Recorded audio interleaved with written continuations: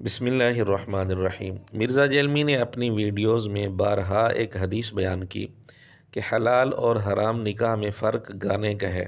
حالانکہ حدیث میں گانے کا لفظ نہیں تھا، صوت کا لفظ تھا جس کا معنی آواز، اور اس کا مقصد یہ ہے کہ نکاح کی تشہیر کی جائے، اعلان کیا جائے، لوگوں کے سامنے اس کا چرچا کیا جائے۔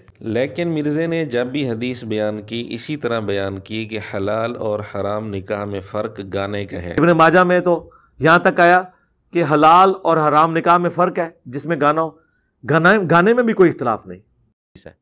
ترمذی اور ابن ماجہ میں حدیث ہے کہ حلال نکاح اور حرام نکاح میں فرق گانے کا ہے، جہاں پر گانا ہو وہ نکاح حلال ہے کیونکہ وہ اناؤنسمنٹ ہے۔ اور ترمذی میں ابن ماجہ میں حدیث ہے کہ حلال اور حرام نکاح میں گانے کا فرق ہے، جس میں گانا ہو وہ نکاح حلال ہے، جس میں نہ ہو حرام ہے۔ اصل جو جامع ترمذی میں، سنن ابن ماجہ میں یہاں تک حدیث ہے کہ حلال اور حرام نکاح میں فرق گانے کا ہے، گانے کے ذریعے اناؤنسمنٹ۔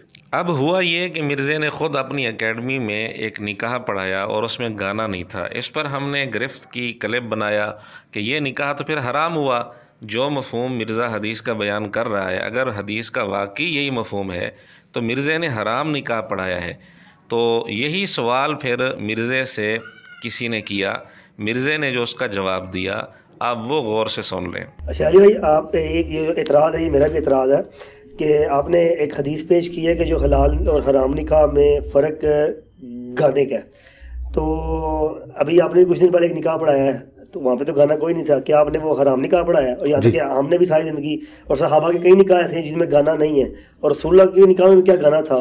تو کیا سارے نکاح فارق ہو گئے؟ نہیں، اس طرح نہیں ہے۔ دیکھیں وہ حدیث جو ہے نا ابن ماجہ میں، جامع ترمذی میں ہے، جو میں نے بیان کی تھی کہ نبی علیہ السلام نے فرمایا کہ حلال اور حرام نکاح میں فرق گانا ہے، اور اس کے ساتھ میں نے ذکر کیا تھا یہ اناؤنسمنٹ کے لیے ہوتا ہے۔ حدیث کے پورے الفاظ ہیں گانا یا آواز کے ذریعے اناؤنسمنٹ۔ اب دیکھیں، جب مرزا اپنے بتائے ہوئے مفہوم کے مطابق اپنے فتوے کی زد میں آیا تو اس نے بات ہی بدل دی، بات کو گھما دیا۔ کہتے ہیں حدیث میں پورے الفاظ یہ ہیں کہ گانا یا آواز، حالانکہ حدیث میں جو الفاظ ہیں وہ ہیں فصل ما بین الحلال والحرام الدف والصوت فی النکاح۔ اب مرزا پہلے تو کہتا رہا کہ جی حدیث میں ہے حلال اور حرام نکاح میں فرق گانے کا ہے۔ یہ جتنی دفعہ بھی حدیث بیان کی ہے نا، اس سوال سے پہلے اور اکیڈمی میں نکاح پڑھانے سے پہلے جتنی دفعہ بھی یہ حدیث بیان کی ہے، وہاں مرزا نے کبھی بھی یہ تفصیل نہیں کی کہ گانا یا آواز۔